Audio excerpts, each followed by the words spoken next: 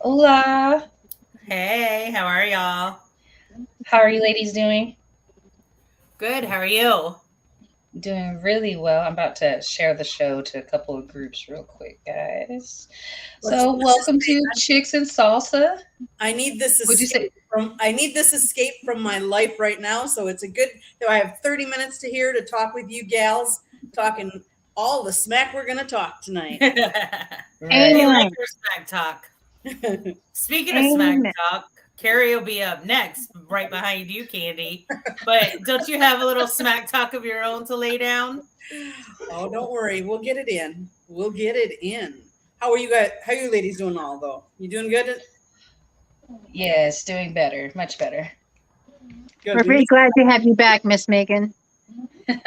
Thank you. I almost didn't make it. I had a rough week last week, so I didn't know if I ended up having to work a little bit later today because my task took me a little bit longer. So I was like, I don't know if I'm going to make it for the show and had to rush home. I'm here though. Yay. That's awesome, awesome, awesome. All right. Well, do y'all want to let's just dive in? Candy, where were you this past weekend? Let's dive right Right. in. We're talking Florida. We're talking football. Diving in sounds right about right. I mean, let's Right. face it, in Florida, all three of our Florida football teams made the playoffs. Yes, they might not have gone very far, I'll admit, but they all three made it. Who would have guessed? Right. Right, So, definitely. Well, and that Miami game was really exciting. Like I did not expect out of that particular matchup, I did not expect that one to be that exciting. no, not with our third string quarterback. I mean, let's face it, we the Right. first two went, weren't playing, so we were down to our third string quarterback. I thought it was so cute when they kept going back and showing his dad and his dad watching the game and how nervous his dad Right. was. I thought that was cool. Oh, it It So, was was some sweet. story. He's from North Missouri and went to the same school as some people that I have known for 30. We'll say more than two decades. So I thought that was pretty cool that there was a little bit of connection there for me. That's where it Yeah, ended. But I was also a Finns fan for 60 minutes during that game. right, yeah. yes. Half a Who second. wasn't, right? That was a great comeback. Candy, tell us what your view was like, a little bit about being on the end with the end crowd. So we've been covering the Jacksonville Jaguars for a couple of years, quite a few years. Now, during the COVID years, obviously it was really scaled back. I used to be a photographer down on the field taking pictures. Ever since COVID, they've really limited how many photographers they actually have down on the field. Right. And so they actually gave me a press box credential. So me and Okay. Scott were up in the press box watching from that viewpoint, which is very different because you can kind of hear the crowd, but you don't always hear the crowd. You get to Mhm. watch it on TV because they have screens up there too, so you can see the delay and like the replays of some of the things that you missed. I want to say it was so funny because typically, and I don't say this all the time, but a lot of our field are males, even though we're females in this breaking in, breaking the barriers here. And we've broken the barriers, but it's not 50-50 by any stretch. Right, No. yeah, for So, sure. so I'm sitting in the press box with all these males, and it's so exciting because, I mean, let's face it, the first half was a yawner. I mean, 27-7, like Jacksonville just couldn't get anything going. And then all of a sudden they came alive right before half and they scored the first. And then they kept Mhm. scoring and they kept scoring. And LA was like doing nothing. I have to give the Jags defense a lot of credit because they really brought it to play in the second half. They really shut LA down. Right. It was so cool because we're sitting in the press box and they were driving and there's that last play where Bosa took his helmet off and slammed it on the ground Right. Oh, Yeah. from the press box. It's not that easy to see it because obviously that's the opposite sideline, Right. But I'm like, guys, there's a flag on the field. I said one of their, and I didn't know who it was, but I said one of their guys slammed their helmet down on the ground, and they're like, no, where? And then all of a sudden, all the guys like turn around and like, wow, you really know what you're talking about. I said, yep, you better listen to me. Listen to Chicks and Salsa. Right. That was so fun. It was so cool. It was just so exciting. It was so cool. We went to after the game, the press conference with Doug Peterson, and he was comparing, believe it or not, someone asked him about like comebacks and stuff like that. And he said, well, remember, I used to be behind Brett Favre, and Brett Favre used to come back and sling it. He goes, right. He was kind of saying that Lawrence is kind of that same, doesn't ever lose his cool and kind of just, okay, next play, let's go. And when we were interviewing Trevor, we were saying, well, what did you guys say at halftime? Like, what was it that, inspired you, or what? And he goes, we never lost belief in each of us. He goes, we said to ourselves, we're down 27 points at one point. We can't get it back in one play. We got to take it one play at a time and focus on one play at a time. I thought that was just really cool and really down to earth for being a second-year quarterback. I mean, that shows a lot of maturity.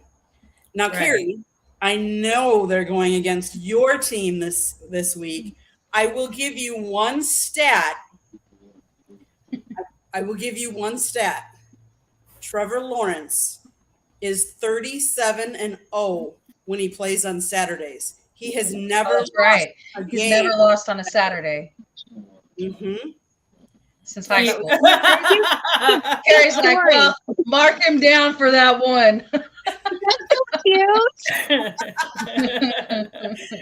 But that was so cool. It was just so cool to see them come back like that. And the fight, the difference, I mean, let's face it. Last year, Trevor came out. He had Urban Meyer.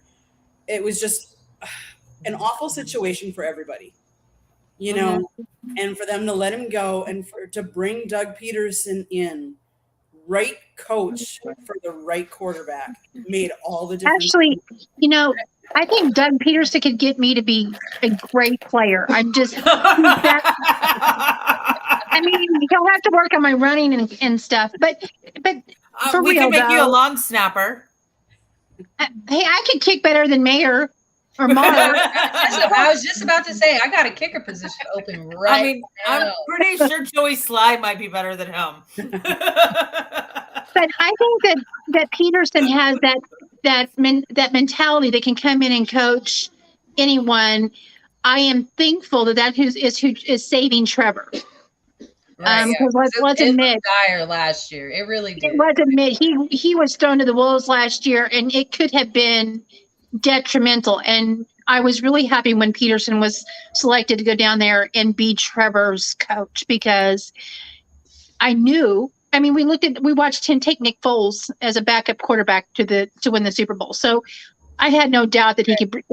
If Trevor was to be salvaged, he was going to be able to help him out. So I will say this: the one good thing Urban Meyer did that nobody really caught on to, and I think I've said this before, he brought in Tim Tebow at the beginning of last season. He did to help take the heat off of Trevor. Like, you think that's why he did it? You think that's why I actually kind of do. Okay, I mean that kind of makes sense. I never thought about it that way, actually. Like, because it does kind of take the pressure off. Being a number one pick, as we all know, a lot of times that it just doesn't work out. A lot of times it might seem like it's better to go number 4, number 5, because the amount of pressure on being that number one pick. And it just kind of started. Jen's team has all the number one, a lot of the number ones team picks currently sitting on her team. Well, you see how that's working out, Kari. I know. I mean, here's the thing. It really sucks for the number one quarterback usually to go to that team, because that team is usually the New York Jets. So, Jets fans. Sorry for my Jets fans. Well, speaking of the Giants, just want to chime in on that coaching aspect. What a difference coaching can make, even in just one season. And we're seeing that in Jacksonville. I think we saw that also in the Jets, like that. There was a difference there as well. Is it his second year or his first year there in with the Jets? Second. Second, okay. So, but I mean, still new. And then Dabble over there in New York, like what he's doing there. Now, I do think that in New York with the Giants, that you have to consider they were pretty injured mid-season. Like if that range between like game 4 to 14, that about that 10 weeks right there, like they were incredibly injured, and they've had some people come back on their defense, and I think that made a huge difference as well. I don't know if they're going to be able to get past the Eagles, but I think it's going to be a good matchup. And I don't know, I mean, how crazy is it that all three of the NFC East teams that made the playoffs are now going to the divisional round? So check this out. NFC or the AFC West was supposed to be the hottest, the biggest ticket, the cornerstone of this season. And what did we call the NFC East last year?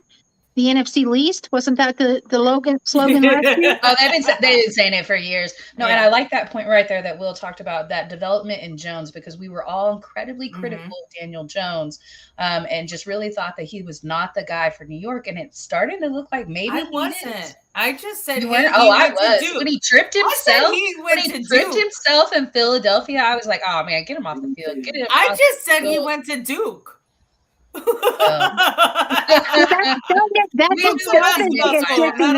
Football school. We know how much you love Duke, so that's all you have to say. Go Heels, and we know exactly what your ranking is. Right. I have to say, Dable is definitely a Coach of the Year finalist, but I would put Peterson in there too, because the Jags are one of the only teams that have won a playoff game when they last year they had the first pick in the draft because they had the worst record. There's been 2 other times that in the history of the NFL since the Super Bowl era that a team that drafted first actually won one of the playoff games, but the last 2 times it was done because they traded up to get the number 1 draft pick. Right. I'm going to toss another name in there with what Will just said. I think McDermott needs to be considered. Look at literally everything that's been thrown his way this season. Inclement weather, like everything. A random ailment on the field that stopped a game.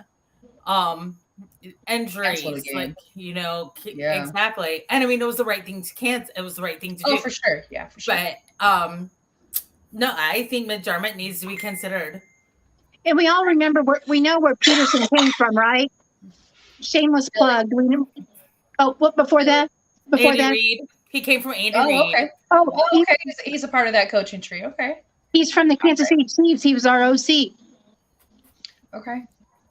Was he part? Wait, he was with Andy when Andy was with the Eagles, though. Okay. He moved with Andy. Yeah, he moved with Andy. Okay. Yeah, he's part of Andy's coaching tree. So, Candy, tell me. Shameless plug here. Okay, sorry.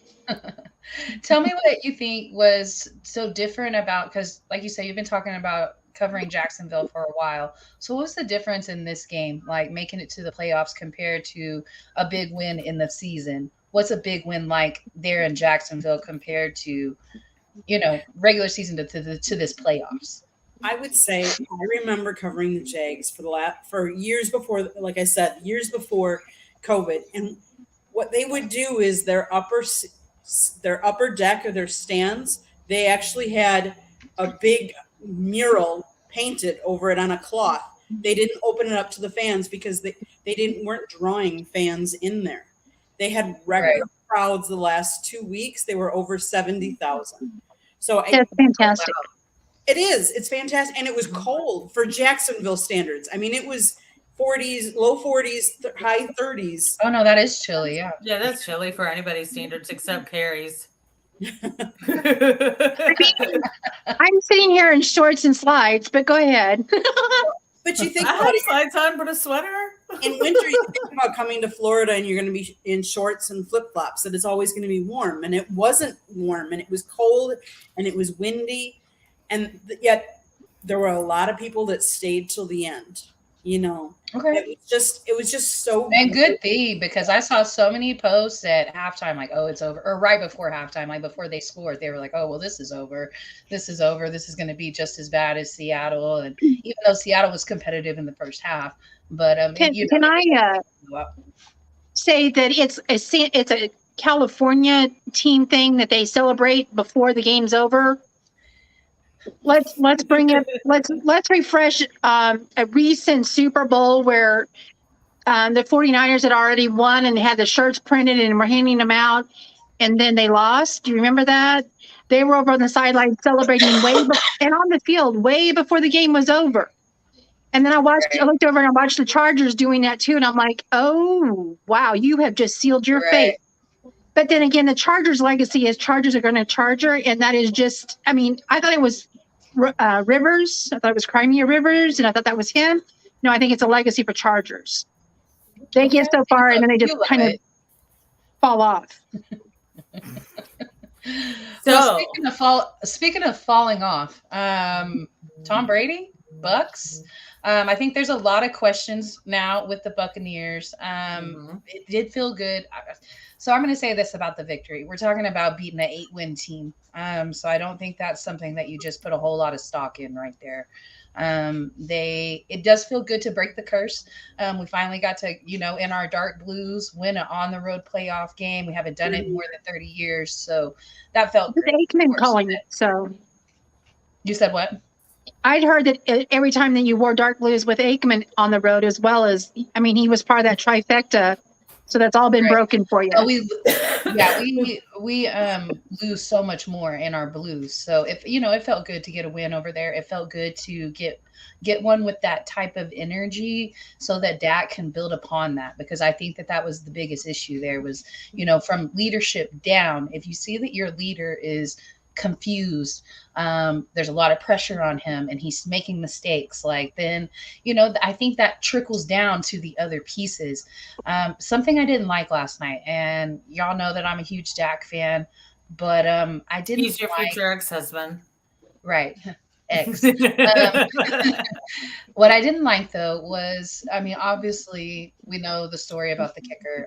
He missed 4 kicks last night, 4 field goals last night. I think it just hit a point where I felt so bad for the guy. And then Dak kind of went over there and reamed him. And I don't agree with that. I think you are a teammate. You are a leader first. And those kicks didn't affect the game. We were ahead by a lot. So those kicks, now it could have came really down surprised by Tom that. Brady. Tom Brady is, he's known for those fourth quarter comebacks. So, it could have mattered, and we didn't know at the time if it was going to matter, but we were still ahead by a ton. And that's your teammate, that's your brother, that's your family. And you lift them up. And I didn't like it. I didn't like it at all. So that was very uncharacteristic. And when I saw it happen, it surprised me. You don't do that. You lift somebody up. Right. Okay. Because how many people were criticizing Dak for the interceptions? Right. You know what I mean? And so I just definitely was not a fan of that. And so, I'm not one of those Cowboy fans that sugarcoats anything. And so I'm going to call it out. I like you. And I didn't like it. I didn't like it at all. So I hope to see better from him. And then now's a real test. We're going to go against the Niners in San Francisco. We shall see. I kind of feel like Pete Carroll, like right before the game, he said, well, unfortunately we got to play the Niners. And that's kind of how I feel. So, I just hope that 5-day rest and traveling all the way across country from Florida all the way. Right. Excuse me, I just got some breaking news, which makes me happy. So, because we know we have a lot of head coach vacancies, and we all know who I want, who most of the Carolina Panthers fan base wants. But the breaking news is Ben Johnson was the lead ringer if it wasn't going to be Steve Wilkes from Detroit. So, Candy, please tell Scott Ben Johnson is staying in Michigan with the Lions because he feels they are building something special and could be good. So I'll take it. Mm-hmm. And thank you, Big Jacob Meyer, for letting me know that. I appreciate you, sir. Okay, sorry. I wanted to give credit where credit was due. So No, he sent me the absolutely tweet. Absolutely so. He is a good OC, and I'm glad he's staying in Michigan because I want Steve Wilkes, Will. Okay. Because coaching does matter. It does matter. Absolutely, coaching matters. And I'm just saying, Megan, Excuse me. my Panthers would have been giving your Cowboys a better game last night. For sure. Well, and I also, going on to coaching, I do think that Dak saved McCarthy's job last night. So, Probably. like, even if we go and we lose to the Niners in horrible fashion, I think that they still stick with McCarthy, at least to the length of his contract, So I don't know if we'll be giving him an extension, but we'll be sticking with him through that. I'm kind of under the impression, and I'm not going to necessarily name names. Well, I guess I can. Last week I talked to Shireen Williams on 806 Sports, and she's actually the only female voter on the Hall of Fame committee. And she's a beat writer for Dallas and some of the Houston teams as well. And she said that she just didn't think that they were going to be moving on from McCarthy unless they lost this most recent game in terrible fashion. And so I guess the understanding is probably if we move on from McCarthy, like we have a maybe behind closed doors deal, that we're going to stick with Dan Quinn. So all those teams that are interviewing Dan Quinn, even though, don't get me wrong, if the right offer comes along, I'm sure Dan will move on. But I think he wants to move on to a situation and where he is successful. And so I don't think he's going to jump ship and go to Denver. I don't think he's going to jump ship and go to the Chargers. I think he wants to go to the ideal situation. And when he came on board, he told us that, he wanted to win a Super Bowl in Dallas. So, I think that we've got Dan for a little while. Yay. Keep him. Right. No. Oh, man. Because whenever I saw that they wanted to interview him, I was like, oh, my God. It's the only reason.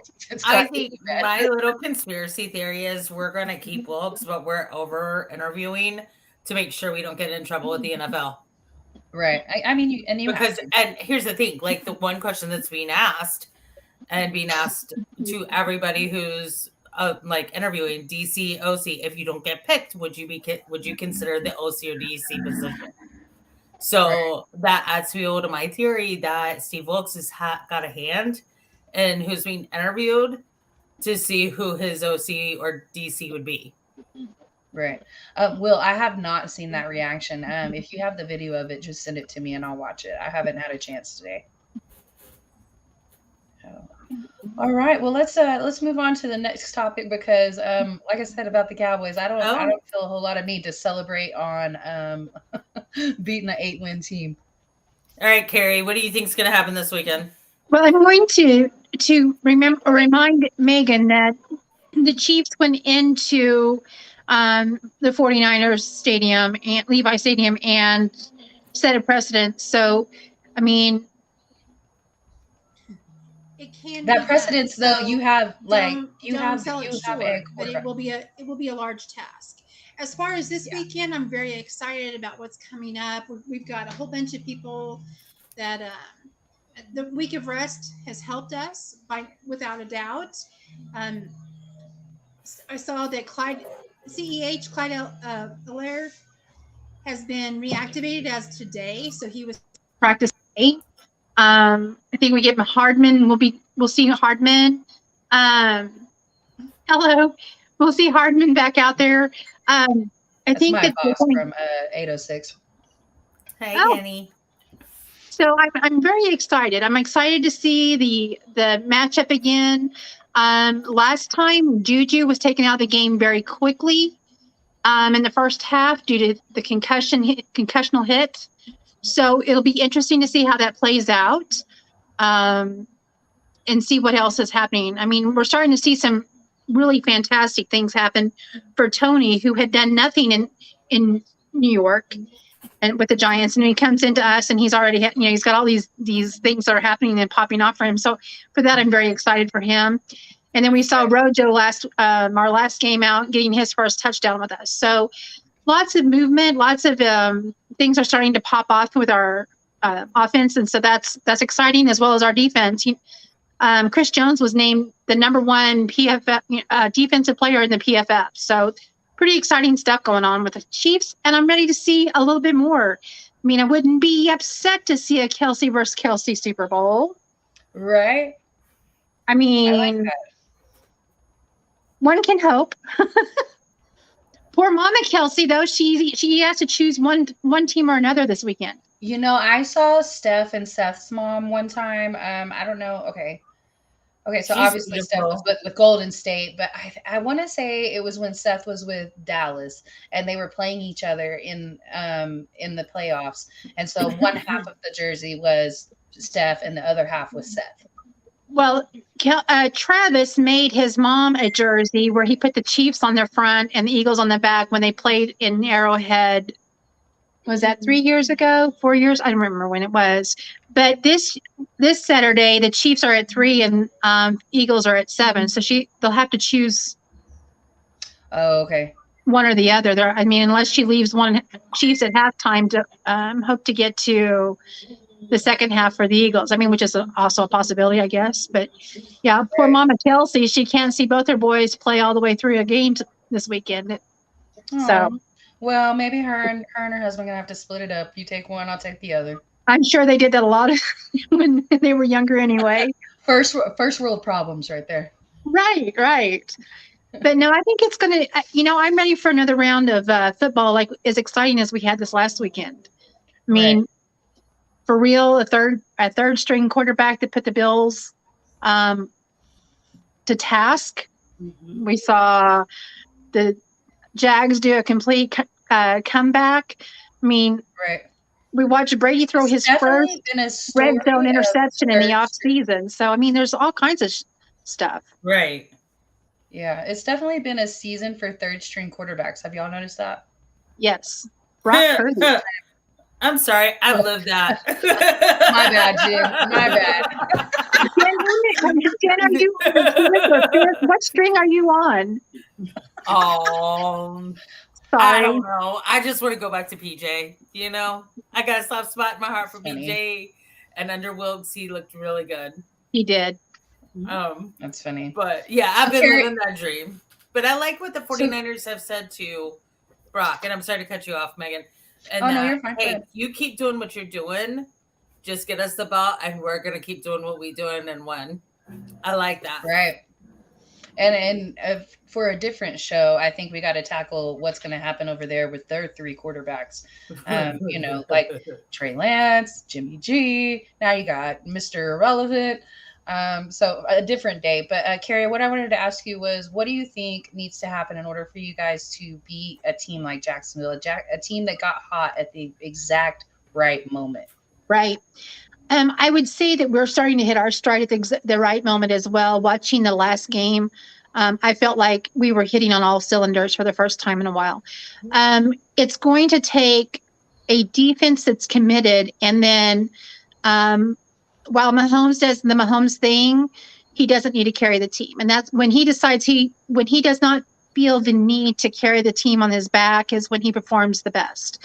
And so as long as he's willing to let the load be shared by all, and the defense is stout as they were this last game, I feel like it's not a problem. It will be an exciting game because Jags do have an exciting game, and that's what honestly, that's what we're all looking for, is that excitement. So as long as both teams, like last night, it was exciting for Dallas, but the Bucks fans felt cheated because it wasn't exciting for them. There wasn't that match of intensity. But we've seen it in almost every other game that there's a level of matching. Look at the Ravens and how close they were to upsetting the Bengals. So as long as there's that level of matched intensity across the board, it's going to be a fun game. I just hope the right team wins. My team wins. The right team. Careful, Kari. Candy, you can flip her off when we go off air. Do you need me to mute her? I wouldn't expect. She's holding it over here, and she says, "I'm holding a finger up. You just can't see it." But I'm loving how relaxed Candy looks tonight, though, like chilling on the couch with the laptop off. She's got the chill vibe going. Yeah.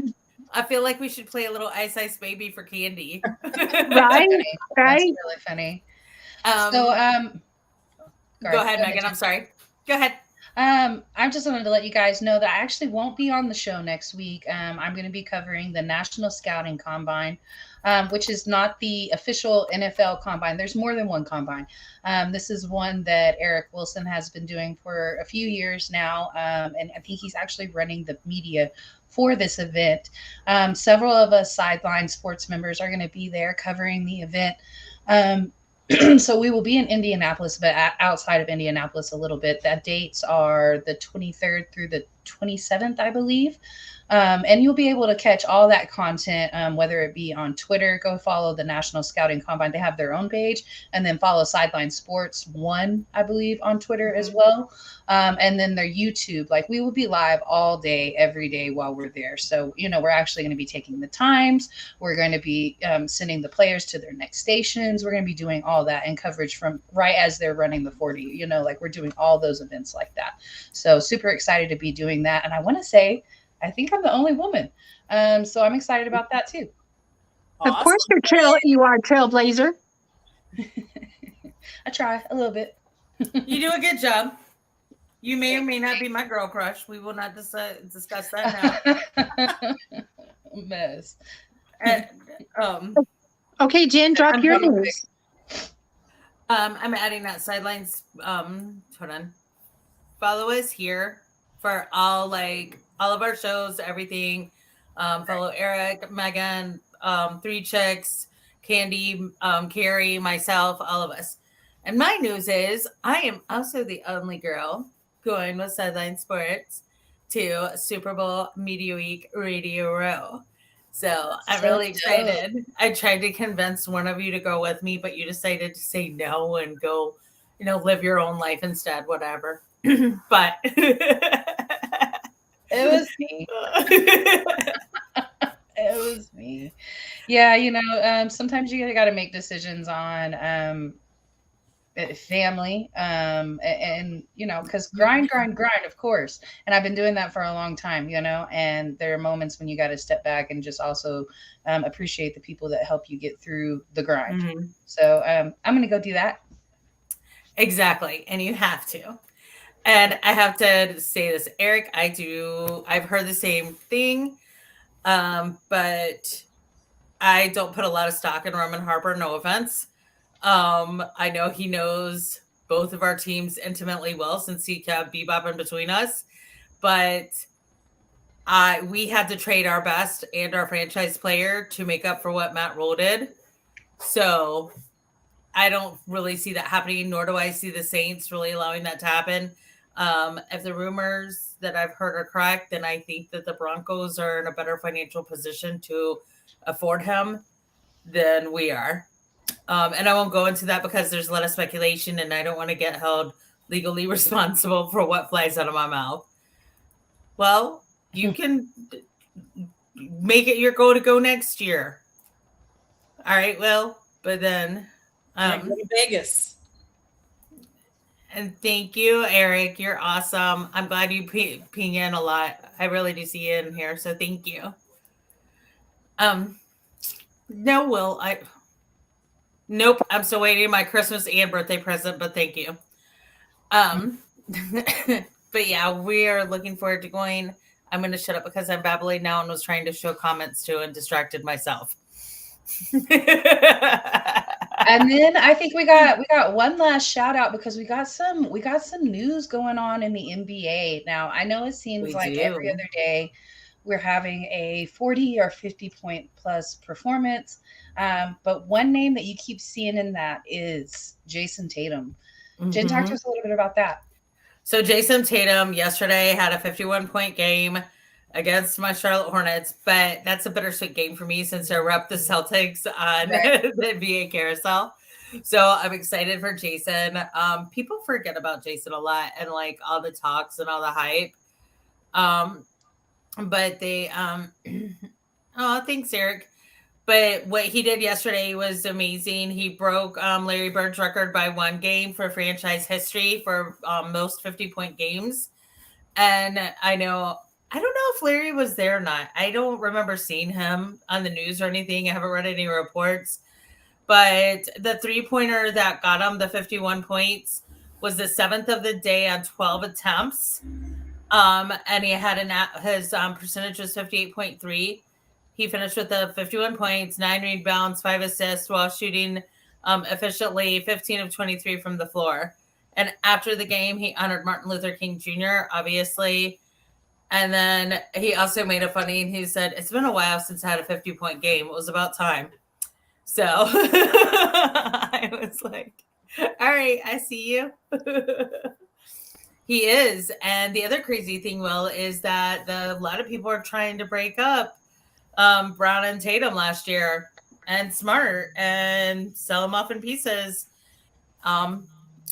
And I'm really glad Well, that they I did will not. say at the beginning of the season, it looked pretty dysfunctional. It did. And then Marcus Smart, and I'm not big on airing things out in outside of the locker room. I think, I think a lot of that you need to internalize and keep it within your unit. But I mean, and I've said this on my other show too. But as media, we're glad you guys talked to us. But Marcus Smart kind of aired it out with the media last year. And that's when I think things kind of turned around over there in Boston. I would agree with you, because he had to really lay and blast the crew in January.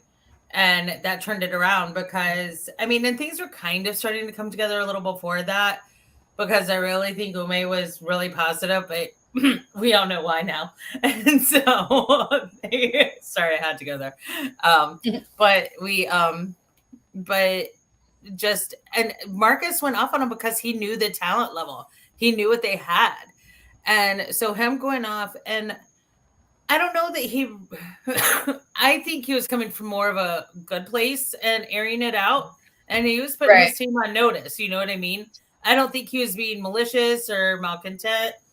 I think he was just really trying hard to do what he needed to do. And I think we lost Miss Kari. Well, it's about that time. We're running over a little. We are. Well, you guys have a great night. Eric, Will, thank you guys for commenting. Yes, and thank you. I hope y'all have a great night. Let's all enjoy the playoffs this weekend. Yes. Absolutely. Bye, guys.